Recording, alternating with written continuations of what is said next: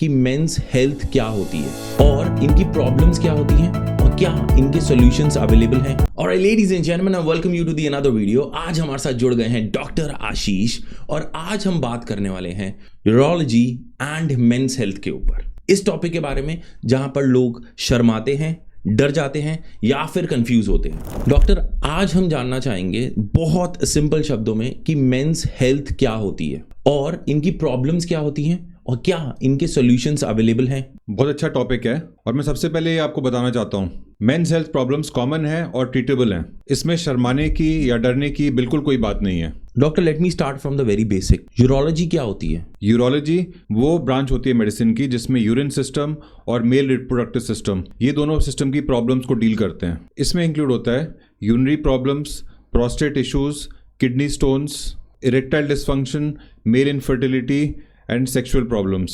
Simple शब्दों में जो प्रॉब्लम्स मेल्स चुपचाप सहन करते हैं उन सब प्रॉब्लम्स का सॉल्यूशन यूरोलॉजी में होता है।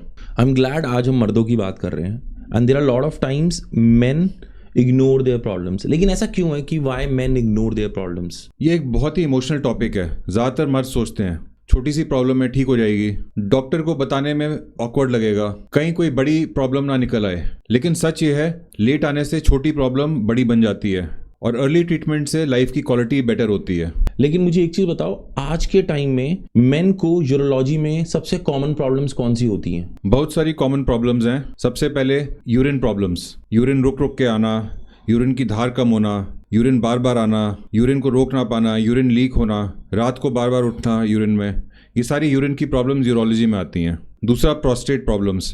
प्रोस्टेट में हर आदमी का विद एज प्रोस्टेट का साइज बढ़ता है, उसकी वजह से यूरिन में रुकावट होती है, तो प्रोस्टेट इनलार्जमेंट एक प्रॉब्लम है। और दूसरा, प्रोस्टेट कैंसर। आदमियों का सबसे कॉमन कैंसर प्रोस्टेट कैंसर है, जिसके लिए अर्ली डायग्नोसिस करके ट्रीटमेंट करना चाहिए, नहीं तो प्रॉब्लम ज़्यादा हो जाती है।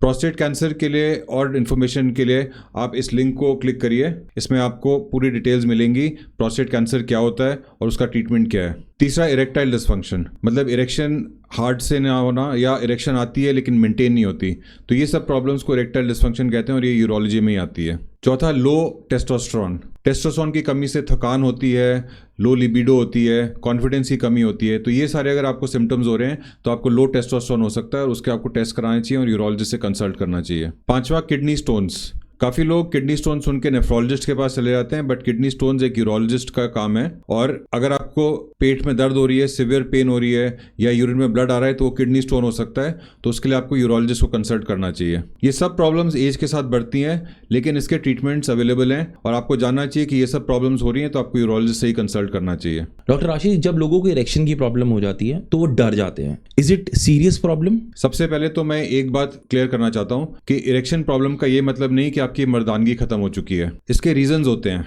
Diabetes, blood pressure, anxiety, hormonal imbalance, stress, बहुत सारे रीजन है जिसकी वजह से इरेक्टाइल डिसफंक्शन होता है।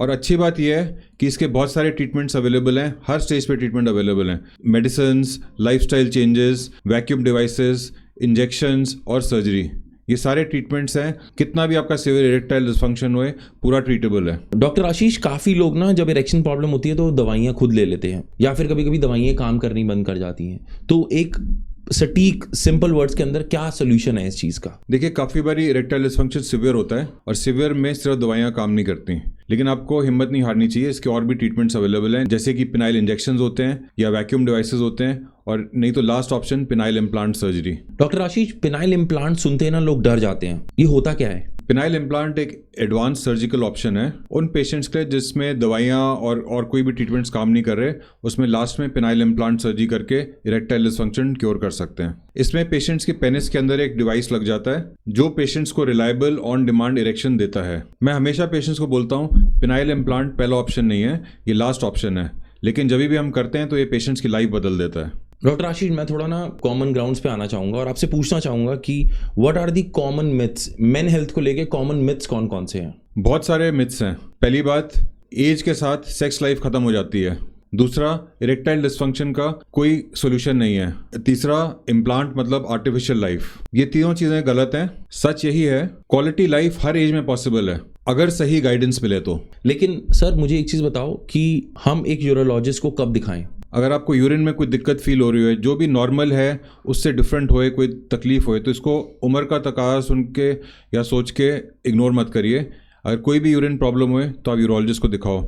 नंबर 2, अगर आपको इरेक्टाइल डिस्फंक्शन हो रहा है तो उसके लिए भी अपने आप ट्रीटमेंट मत लो, एक यूरोलॉजिस्ट के पास जाके प्रॉपरली कंसल्ट करके सारे टेस्ट करा के फिर ही प्रॉपर ट्रीटमेंट स्टार्ट करें। तीसरा, अगर आपको यूरिन में ब्लड आ रहा है तो उसको कभी हल्के से ना लें, वो हो सकता है कोई कैंसर होए या कोई पेट में दर्द हो रही है तो हो सकता है किडनी स्टोन्स होए, तो इस सब के लिए आपको यूरोलॉजिस्ट से कंसल्ट करना चाहिए। चौथा, अगर आपको कॉन्फिडेंस लो हो रहा है या लिबिडो की प्रॉब्लम हो रही है, मन ना कर रहा है सेक्स के लिए, तभी भी टेस्टोस्टेरोन की प्रॉब्लम हो सकती है, तो उसके लिए आप यूरोलॉजिस्ट को कंसल्ट करिए।